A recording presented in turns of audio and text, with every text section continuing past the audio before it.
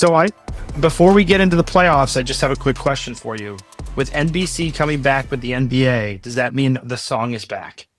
Oh yeah, it's back. They've used it for commercials and everything. And I mean, if they play that, if you went to a basketball game and they played that while your team had the ball, wouldn't you be like, how they play background music? yeah, it would Like just a part of me, feel right. part of me thinks like no one's tried the symphony or like kind of like an orchestra behind your team, but like John Tash I would watch the Suns. I'd be like going to the Suns game. Well, this is great. Oh yeah, it's a whole nother level. It's just because we're old. It is. It's such a nostalgia thing, but And my kids have no idea. yeah, They have no idea. They're literally like, what? I don't understand this. I don't understand why this is a what big is deal. with this like jingle that you guys all love so much. But Yeah, I was watching some old NBA on NBC on YouTube yeah, highlights. So before this, I was prepping because I was trying to get how you were feeling. That was more like a therapy session for you. right. And I don't mean to bring this up, but I am. But I was watching the Houston Knicks series, and I was reminded. John 'cause the Starks Suns- checking up shot after shot after shot, not going in. like the fact that you remember that. And again, if you listen to the announcer, every time he missed, he just kept adding to his misses. Every time. And it reminded me of Russell Westbrook a little bit. Yeah, I was like, this is an interesting, like togetherness. Like this is what it is. So how are you doing? You're 0-2. yeah. I mean, Are you okay? Do we need a pillow? Like, what do we need to do here? Do we need one of those like? I don't know how you're feeling, other than probably depressed. I quite literally gonna need like a lifetime of therapy to get over this one. It's so yeah, because it's not just about being down 0-2. If they were down 0-2 in two, games that were, back and forth the whole game, and they just lost out in the last minute, it would be crushing. But this was that game one loss that collapsed, where they were up by 14 points with 2 minutes and 45 seconds to play. That, I mean, it'll be etched in my mind for the rest of my life. I've tried to think of other moments in sport. I mean, this is why we have this podcast, right? Matter Sports. I mean, this is essentially, I mean, other than just goofing about bad contracts and bad team situations financially structured wise, like this is it. This is the epitome of it. I can't think of a worse way to lose, to start a series against a team that is your rival, to give Indiana that moment on your home floor in a game one. It's soul crushing. Soul crushing. I was traveling. I was watching that game with the Edmonton game at the same time, and I know exactly what part you're talking about because it just felt over, but it didn't feel over. Mm-hmm. Like, it's just like a weird feeling. Like I was like, this should be over, but it didn't feel over. That's exactly what I said to myself. I was watching most of the game with my son, and then he went to bed. He's younger.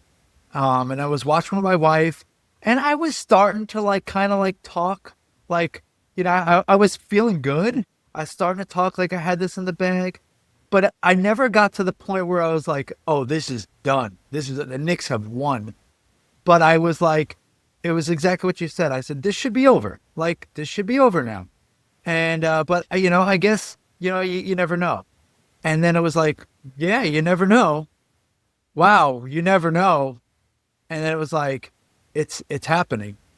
And what did you feel about the bounce? I don't know what they're calling the shot, but the bounce, that was the weirdest bounce. It was so lucky, but it was just, I hate to say it because it's so cliche and silly, but it was so like the basketball gods working against them. Like, that's literally, I mean, why? I mean, why not? I mean, if he would have just drained it, just straight drained a three, Yeah, yes, it would have been just as soul crushing. But it was like, the fact that it went all the way up above the backboard and then came right back down and landed in, it was every little thing that could have went right for the Pacers. And that last 2 minutes 45 seconds, it did. And everything that could have went wrong. The Knicks, this is what kills me. The Knicks only needed one thing to go their way, like one little thing. Cat hits 2 of 2 free throws instead of 1 of 2. Anunoby hits 1 of 2 of free throws instead of just 1 of 2, and the game's over. If that foul call is not overturned, which was questionable, right? The challenge, which that same call was called a foul at the end of the OKC-Minnesota game the next night. Like if that call is upheld instead of overturned, if they get on one of those Neesmith threes, if they get a hand in his face, just one of them, we don't even get to that point where Halliburton can take that shot and send the game into overtime. And this is the thing. I'm obviously watching all the playoffs. We have I have shows that I'm doing on every sport I think imaginable at the moment. The thing that just was surprising to me about Game 2 was that the Knicks didn't talk about the way Edmonton talked about. Edmonton was ahead after 2 periods, and they said we played 40 minutes of good hockey and 20 minutes of bad hockey, and we know we'll fix it. We'll play 60 minutes. And the Knicks literally played, I would say, probably 45 and a half minutes of good basketball. Great basketball. And they could literally have just said, they were we'll clean beating that the up. Pacers at their own game. Yes, they could have said, we're going to clean that up. We're better than that. We'll just clean up the ending. We're known to end it. And they didn't say that. But then the Game 2, they were on their comeback, which I was like, oh, again, the game was over and then it's not over. Right. So like, if you turn off these games with 2 minutes to go, shame on you. Yeah. Because I felt Game 2, the Knicks almost did the same thing to Indiana, where they were like, because they were down, and it was like, oh, okay, this doesn't feel like the Knicks night, and then the Knicks started to do something, and I'm like, it's interesting how, and I continue to harp on the psychology of sports, this thing between our ears as players, when you have nothing to lose, like when I watched Game 1, there was a 3 in the front where the guy literally shot his legs out to try to get the foul and took a 3 and swished it. And when he shot it, it looked so odd to me. I was like, like it never should have. I don't know. Yeah, and it was perfect. And I was like, this is crazy that this is working. It just feels like when there's nothing to lose and the other team is trying to strategically count how many points they need to win, that's how you lose. It's the same way I feel in hockey, where if you're ahead 3-1 and you're just trying to hold, you don't hold. You don't. You have to play to win. And I felt the Knicks were like, we just need this many points and we'll win. And the Indiana was like, we just need to score forever and we have a chance. And both games at the very end, the Knicks could not get a stop. They just could not. Indiana did whatever they wanted on the offensive end. That's surprising to you, especially after the Boston Celtics series? Very surprising. And that's what I mean. Like, this erases like all the goodwill that they built up from that Boston series.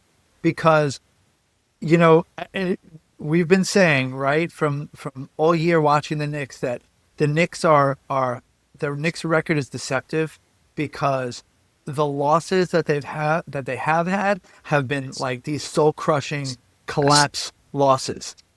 Yes. And the wins have, I don't want to say been fluky, but they've been a combination of, clawing and scratching their way and getting some luck too. And good teams generally, like, that's not how it is. Good teams lose against bad teams every once in a while, and good teams have bad moments. Even the best teams. I'm sure you could find, a few games in the Chicago Bulls glory days when, they got blown out, here and there. But it happened on a regular basis with this Knicks team. But then they have that Boston series, and you're like, wow, they completely flipped the script in games 1 and 2, and they have 2 epic comeback victories. Game 3, they get embarrassed the way we've seen them get embarrassed many times before. and they came right back and played a near flawless game in game 4. Same thing, game 5, they get beat as bad as you can get beat, and they come right back with the best win of the season by far. And you're thinking, okay, maybe they've learned something. We've been waiting for this Knicks team to find their identity the entire season, and maybe they finally found it in this Boston series.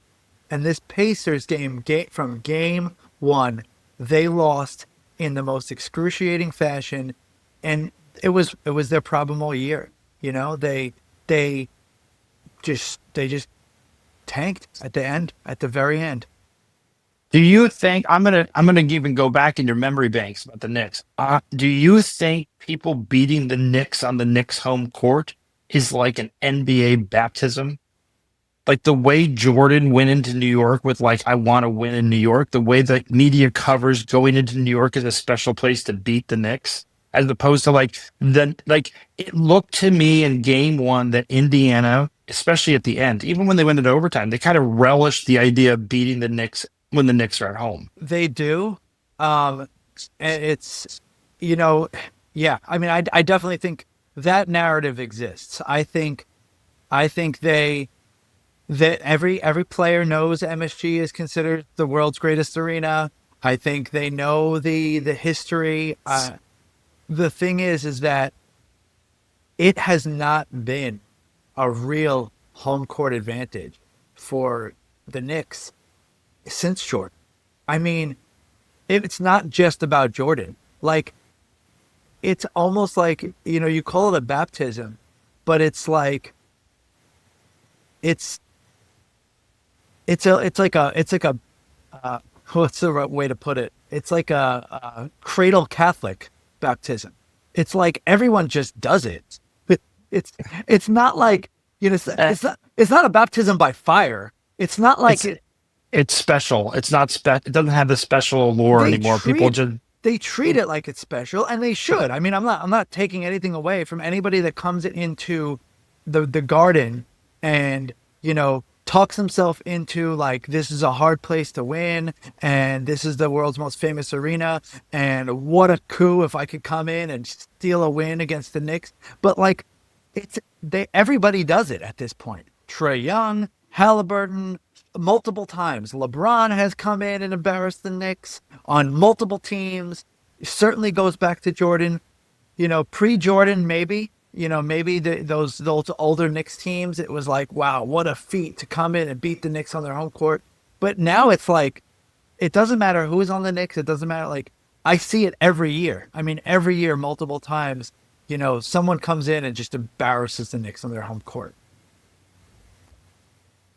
it's interesting because I'll never ever say like, oh, we went into the Pacers arena and we beat the Pacers. And I the only other team to me that has like the gravity of weight of history is the Lakers. The Lakers, yeah. You have the Knicks and the Lakers. Maybe and the I've Celtics to a degree too. Celtics in the Garden, yes, but from a standpoint, yeah, I think the difference between Boston and the Lakers is because of the amount of championships they've won over the course of our lifetimes. When you win and beat them, they don't take it like, oh, this person has been anointed. Like it's almost like you have to get over or beat the Knicks, and then you're going to be considered a championship quality team. It's almost like the Knicks have to go through like an entire hypnosis to get rid of the idea that beating them in MSG is a bad thing, or like you're going to be considered a great player by beating them. Yeah. You're a great player by losing to us. Like it's almost like there's so many great players that have lost in the Garden and no one goes, oh, I can't believe you lost. And the same in LA. Like you lose in LA, everyone's like, okay, you lost in LA. But it's like you have to beat the Knicks. You can't lose to the Knicks. You have to beat the Knicks. Because I mean, again, how long? It's been quite a while since was it Houston the last time you've been in a finals? Yeah. I mean, you don't know. It's San crazy. Antonio in 99, but still. Oh, that's even worse. Oh, that was the one that you guys accidentally made it to the finals as an 8 seed. As an 8 seed and, you know, without Patrick Ewing. So Right. So, but I mean, if you look at that and you compare it to Boston, who's been numerous times, and I know the Knicks went through some bad errors of GMs, I just look at that. I just look at the team as a whole, and I was like, I liked kind of what they said about going into game two, but I also didn't feel like it was the same kind of confidence. No, no, I think this could not have played out better for Indiana because they. I want to believe that the Knicks have a chance because they've come back from tough stuff before, and and win two on the road, but like this has to be in their heads. I mean, it has to be. It was an epic collapse. I think as a fan, if I was you, I'd be very hopeless. Oh yeah. And I think your texts are very, I don't text you a lot because it hasn't been very like, yay. Like, it's very like, I'm like, oh, dad may be mad and want to throw something. So we're not going to treat dad nicely. The way that I look at the Knicks is in watching them for the last several months, they feel hopeless and then they bring you back. I would be utterly floored if they lose game 3 this evening. That would surprise me more than anything because to me, their MO is no one believes in us. And then their psychology kicks in and they're like, oh, we're going to prove everyone wrong. Everyone believed in them. They were ahead. They lost it. Then game 2 happened and it's like, okay, now we're away from the Knicks and all the doubters. Now we're going to Indiana and everyone's like, this is going to be a sweep. There's no one really talking. And then Indiana has the Indy 500. The Pacers are out and about in Indiana. And what do they hear all the time? We're going to the championship. Yeah. Who do you want to face? Do you want to face OKC or do you want to face Minnesota? Especially after last night's game. They're actually asking them, they're not asking them questions about like, let's sweep the Knicks. They're like, it's over. Yeah. Like they feel it's over. I hope they feel that way because that's the only chance the Knicks have. I mean, you think about it. Last time they played them, it was a 7-game series, and they're healthier. I feel like the Knicks won the first 2, and Indiana came back and won the next 2. So, and I don't think Indiana is. I think Indiana is young enough psychologically to not. They have the guy from Toronto. I always screw up his name. Who went off in game? Yeah, he was incredible in game 2. But what a brilliant game plan for Indiana. Like they knew that the Knicks had finally found success in that Celtics series, guarding the 3 and worrying about that. And they were like, we're just gonna let Siakam do his thing, and he did, and it kept the game close until the end when the wheels fell off for the Knicks, like they tend to do at the end of games. It'll be interesting. I do like again. That's the MO of the Knicks. I have nothing to say. Like here's my proof. Yeah.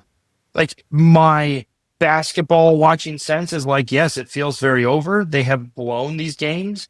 They haven't come out. And again, we talked about stealing games. Indiana stole games early in these other series, and the Knicks also did the same thing. So I feel like game 3 is one of those games that they could blow out Indiana. Indiana has lost like that in game 3 where they're like super duper confident. They just let their foot off the gas a little bit. So is this the one that happens? And then the Knicks steal one? Because the Knicks are very capable of stealing. Sure. They're very capable of doing that. So I tend to think maybe they win one of these 2, and then the Pacers get to win in Madison Square Garden, their new home. Oh my Lord, this is so terrible. This is such a terrible conversation because you hate the Pacers, and then the Pacers are doing this. Yeah, there's so many emotions when that ball. That I've watched so much basketball. I'm trying to think of a shot that did that. I know it happens, but like a shot of that caliber, of that importance. Yeah. Like I've seen the front rim bounce up and in. Yeah. I've seen the backboard. Yeah. Go in purely, but like that bounce it felt forever. It felt like, oh my gosh, it's going in. And then like 10 seconds of like, oh, he missed it. And then like, nope, he didn't. Nope. It's good. It's good. And he was fouled. He was fouled, yeah, but they didn't. He also double dribbled. There's a lot of things that happened in the last minute that the refs don't catch. That's true. I did see that, but Again, Bridges was all over his arm, and He should have never been able to take the shot in the first place, but it is what it is, and I'll have that memory for the rest of my life. the good thing about the Knicks is without the bad memories, would you have any? No, not really.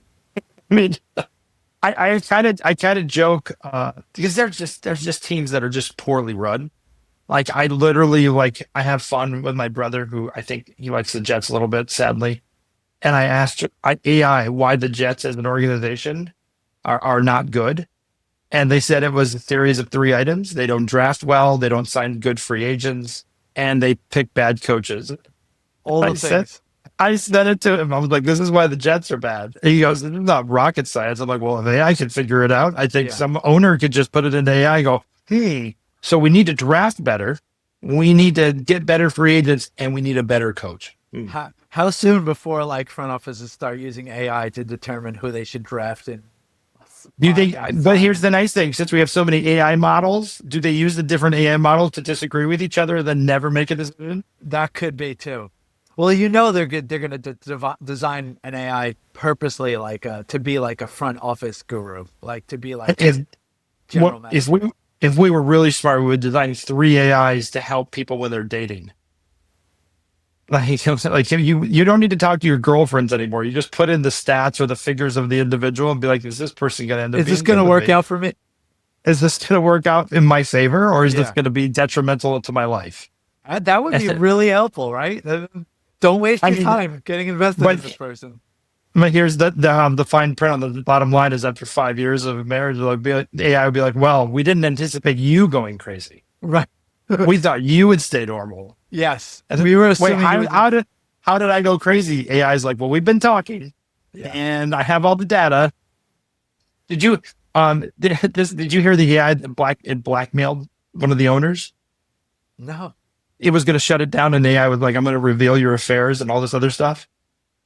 I was like, oh, this world's going to get fun. Wow. This is So the other thing I've always thought about turning with into a basketball sci-fi movie of quickly. with Otani, and the gambling issues, all these players make so much money. And I'm always like, someone's trying to get something out of these guys, right? Yeah. And it just feels like that's just the tug, whether it's family, whether it's this, there's manipulations. I'm like, now don't think for a minute with the amount of money these people make. No one's generating AI to try to manipulate these people. And the other aspect of this is the betting markets are so wild. The amount of money that's gambled on these games is through the roof with all the online gambling. I'm like, I don't know how you get these guys in a bubble that they don't see that as well. But so game three's tonight. You don't feel very confident. You think it could go home 3-1 at best. Worst case is a sweep. Yeah. I think I mean, again, nothing would surprise me at this point because we've been on total opposite ends of the spectrum this playoff. But I think there's a better chance than anything that this series is over in 4 or 5. Certainly if they lose again tonight, I mean, just what's the point? It's like, I feel like the difference between the great coaches who are really good, like the Popoviches and the Phil Jacksons, and the difference with Thibodeau feels like the disappointed father.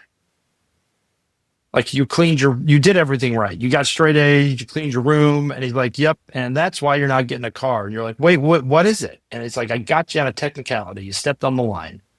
You didn't turn in one of your homework assignments. And you're like, but I still got the good grade. Nope. yeah. Nope. You know how you can always get somebody on the technicality? Yeah. I'm not saying he's like that, but even when they had the lead, to your point, he always looks just disgruntled. Well, I mean, you can point out to a lot. Look, I think he won them some games in that first series in Detroit because of his coaching, but I think you've been a lot of questionable moments in this. Like, Mitchell Robinson shouldn't have sat as much as he did in that first game. He was a big part of their good start and the way they were playing, and he should have been in that towards the end of the game. They probably should have went more with that 2 big man lineup And it looks like they're going to start that tonight, which is, Josh Hart, who is one of my favorite Knicks because of the way he plays and the energy, but he's been awful this series. And I think And he's, I said he was the key. He was the key to have like the small triple double, like yeah, 10 points, 10 rebounds, 10 assists. Like I also feel like I think you're doing a disservice to Brunson by making him get harassed with the ball as he brings it up court. I think that what I like about some of the other teams that I've noticed is they're able to transfer to a big guy to bring it up the court to alleviate a lot of pressure. yeah, It was one of the frustrations that I had watching Steve Nash. They'd make Steve Nash bring up the ball and they'd harass him for, 45, 50 feet. And over the course of a game, it wears on you, and it his does. shooting has not been that good. And I think you need to free him up and get him some free movement. Allow him to be free. And like, why are we battling with the ball? Like they did that to Ant-Man last night, and he just gave it to Julius, and Julius has nobody, and he just walks up the court, no big deal. Yeah, Like, I think that would be a great move, is just like give Brunson some room and let Brunson get the ball, sit 15 seconds into the shot clock, and then he has to manage half court. He doesn't need to manage the first 50, 40 feet. yeah. But if I was Indiana, that's how I would play him. That's how I played Steve Nash too, because you want to wear him out over a 7-game series. Yeah, they've had a plan for this Knicks team, and that's why I don't have much hope. Because even if the Knicks do respond and steal one, like Indiana will make the adjustments. They'll figure it out. What do you think of the coaching for Indiana? Because I think that's been obviously it's easy to say up 2-0 they've been great, but I just think seasoned veteran coach seems very relaxed and chill. He's won a Doesn't get championship upset. before. He hasn't even needed to play his games with the, blaming the refs and crying about being a small market and not No, getting you the have to calls. you have to do that after you lose. You can't do it after a win. No, and he hasn't needed to. But yeah, I mean, hats off to them. They were clearly watching that Knicks Celtics series very closely, and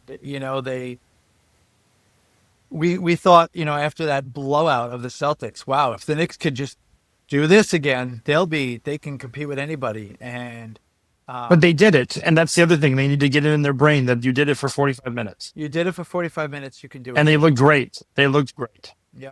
and that arena was hopping, and everybody was excited, and then Yeah. just the wheels fell off. I mean, Barkley kept saying like, "Oh, the Knicks are not going to be able to sustain this," and for 45 minutes they sustained it. They were playing the Pacers' pace. And I know game one was so significant. The one play that I thought they said was a good play that it turned out, in my opinion, to be a bad play. They fouled not Halliburton. They were ahead by 3, and they fouled who was it on the baseline? They wanted to foul and not give up the 3-pointer. And I think he ended up making both of his free throws, and then they fouled the Knicks. He was the guy that I would have let shoot. He was running away Turner. from the action. Okay, yes. Yeah, and if they just let him take that shot, like, and then just let the mayhem happen. Like, that was the other thing. I felt when I watched that, I was like, we're counting. They're counting points, Yeah. and they're counting everyone to make their free throws. And that was the thing about, if you remember the overtime possession, Indiana had the ball ahead by 1, and he went in and dunked it. Yeah. And it was like, oh, why didn't he? Because free throws are not always guaranteed. No, they're not. And so like that is why you ended up in overtime. So like the Indiana was like, yeah, 3 points is better than 1. And it's certainly better than 2. Yeah. So, and even that, the Knicks had 2 shots by your 2 guys and they missed them. That was the other thing that hurt. Yeah. Brunson missed By the badly two and Cat missed. superstars.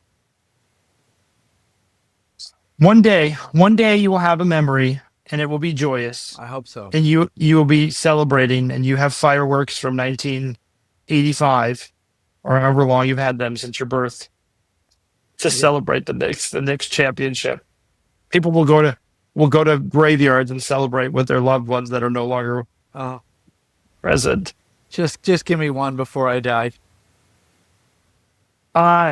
So I have the Knicks coming back. I don't know if it's 2-2 to your point, but 3-1 seems pretty detrimental for against Indiana. They seem to have closed things out when it comes to that, and they beat you like that. But I feel the Knicks are better than what they've shown. I think they've shown they're good enough to make it happen. They just got to do it in the last minutes. So we'll Yeah. see. We'll find out. Going to the Western Conference. Um, I don't know what we have here because Game 3 doesn't count. I feel the same way. I feel like it's an anomaly. I know I want to be excited for Minnesota and say, all right, they're right back into that. Like, dude, I was watching the highlights this morning, and the end of the game, I think it was Mike Breen was like, Minnesota is right back in this series, and I was like, no, they're not. They're not. 2-2, I would agree. It's Yeah. 2-2. They're Oh back in the yeah. series. You're down 2-0. They had to win. This is the first game I can honestly remember that Ant-Man took over.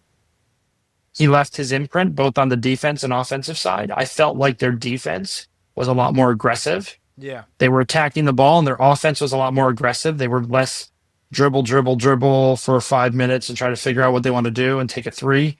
It felt like they were out of time. Didn't Going it back feel to like OKC was like a little bit of their foot off the gas this game? I felt like SGA played like not him. Yeah. I didn't see any kind of impact he was making. It was just like, we're going to try to shoot, and then we're trying to shoot some more. And like 14 points in the first quarter, he didn't try to leave. He didn't try to match the level of energy. It just felt like, okay. Like it just felt like OKC was like, okay, we're not going to get the calls. We're going to lose this game. We'll give it to them, whatever. We lose by 40. Nobody cares. It was almost like because that I think that Nuggets series shook them a little bit, in that, it wasn't a walk in the park. It was back and forth. It was, you never really knew what you were getting from one game to the next. And then they started this series, and they handled Minnesota 2 games in a row with really no problem at all. And it was almost like they were like, well, now what do we do? Like, they had been used to like counter, and that's why, okay, they give them this game. Minnesota, Anthony Edwards was just on another planet last night, and they'll just counter it. I fully expect OKC to win Game 4. So here's what I feel about OKC on the road, because to me this is the interesting part about the road. OKC against Memphis in games 3 and 4 were not good. Game 3 they had no business winning. I think they were down like this against Memphis, but they came back. The other thing that I've noticed that's been a difference between game 1 to 2 and 3, Caruso's not getting any calls. He touches you, they call it immediately, which is, again, if I was the Minnesota staff, that's what you need to do. Right. Because Caruso fouls all the time. They just haven't called it. Right. And they should call it. And then suddenly he's not playing the way, because his role is, I come off the bench and I anger your best star. I annoy him, I pester him, and they don't call the foul because I'm just a little guy. Yeah. I'm not pestering that bad. And then they were able to get the calls, and it's like, okay, this is interesting. Do they continue to make those calls? I don't know. Do I feel like OKC is like, if OKC plays like they did against Memphis in game 4, I think Minnesota wins. Yeah. And I think we're 2-2, and I think we can be 2-2 because OKC is that young, but they clearly have not figured out like how to, like, I feel game 3 is going to be similar to what the Knicks do to Indiana because of the age of the stars. Like, they'll just feel like I'm ahead 2-0. We can turn it on. We want to turn it on. And Minnesota's not going to stay this hot. But in all reality, Minnesota hasn't shot well in a long time. Mm-hmm. Like, I can go back to the Lakers. When they beat the Lakers in the 5th game, they shot horrible the whole game. And then you watch Golden State. There are times against Golden State that I was like, this is terrible to watch. It should have been such a easier way to win against Golden State. So, and maybe Minnesota was like, hey, we're not facing the old LeBron James and Luka, who can't move very fast, and we're not facing a Curry-less Golden State. Hey, maybe all 5 of us have to play. I don't know, but I'm not looking at game 3 like anything. You can't even count it. Just crumple it up and throw it away. There's nothing the coach should even care about. It's like, this is a stupid game. We didn't play well. But they played great, and we didn't play well, and this is what happened in the NBA. And in the NBA, like, if you look at OKC, I think they have the most wins by over 10 points now. Yeah. In the history of the NBA. And then they lose by 40, and everyone's like, well, what does that mean? I go, it means that's the NBA, everybody. Right. This is the NBA. Yeah, I mean, it's why, on any given night, a team like Washington could beat a team like the Celtics and blow them out for one night because it just happens that way sometimes. So Minnesota has to win a game where OKC is actually carrying. I'm sorry, but like I think they had 30 something points a half. That's not OKC. You would agree with that. I would agree. So like this is not a real game. So game 4, am I interested? Yeah, I'm interested. I'll watch game 4, just like but I'm watching all the games, but I watch game 4. I think the NBA ratings are up overall, but that's from last year. So that doesn't mean a whole lot because they've been down for so long. So I still think OKC is the better team. I will be surprised to see Minnesota do this for 3 other games. They can shoot better, like they can play better, they can do this, but they have to do this for 3 more games, everybody. Yeah. I mean, we all know they're not a 140 team. We can all stop that. They're not going to score 140 again in the series. I'll be floored if that happens. Me too. But they're going to have to win the close game. I did like how Anthony Edwards started the game. I liked how aggressive he was. I liked the fact that in the other series, he could let the other players kind of do their thing. Maybe he's realizing in this series, if I want to win, I have to get 40 a night. I have to get 50 a night. And if that's the case, then like I'm here for it. I'm buying popcorn. I'm sitting down because that's what I wanted to see from him. I mean, I don't know what you want to see from him, but to me, it's like you're the guy. You should be the guy. Right. I did think Julius Randle's quotes at the end of it were pretty funny. Like he just was like, I had to forget about it. He was so bad in game 2. Yeah. But again, that's to your point about the NBA. That happens. So game 2, they lost, and you shouldn't count game 2. It feels like it's your own team. It's only your own team, but I'm sure every fan base has this experience where it's like one game, player A is just from one game to the next not the same. You know, like why can't they figure it out? Like they were unconscious in this game. They couldn't miss. They were in all the right spots and all the right places in this game. But we're dealing with human beings here. We're dealing with I mean, shoot, I have good days at work and bad days at work. Like I do a lot of writing for a living, and I have days where I can write something in no time, and I have other days where, wow, it's been a whole week and I'm still coming back to the same piece. And so you have to expect it. And we're not under the kind of pressure in our jobs the way that these guys are when it comes to reporting and the media and what the world thinks of you. Do you think Anthony Edwards can keep this up for the rest of the series? He is the kind of player that I think has that swagger that, like, you give him a game like this and he's going to go ahead and think he can do it over and over and over again. I struggle with that because I've watched the whole playoffs. I still believe in Edwards. I want him to be that. What he was last night is what I believe he is. But I've seen less of that and more of the struggling shooting, struggling scoring, and struggling on defense, and he's not as aggressive. This game last night, it was like there was a lot less of hands in the air looking at officials and a lot more I'm just going to play the game. I believe in him, and I believe it's possible, but I just believe in the Thunder as a team more than I believe in that. And I think that what you could see is Anthony Edwards have a really, really good game 4 and just lose to OKC anyway, because they're such a force, and they'll find a way to let Edwards do his thing and still beat them. Like that's the kind of team that's the kind of coach that they have and the kind of team that they have.